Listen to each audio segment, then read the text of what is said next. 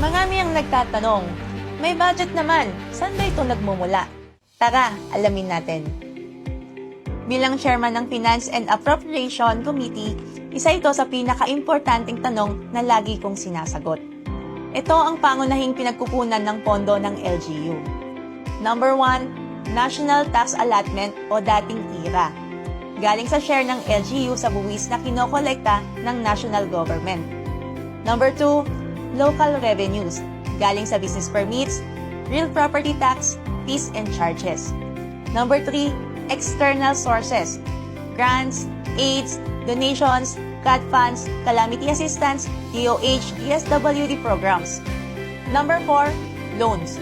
Kung may long-term project na kailangan ng kapital. Depende sa kita ng LGU kung mas maliit o mas malaki ang share nila. Kaya mahalaga ang maayos na local collection. Kaya kung curious ka kung saan galing ang pondo ng LGU, hindi lang ito basta buwis ng bayan, kundi kombinasyon ito ng kita, share at suporta.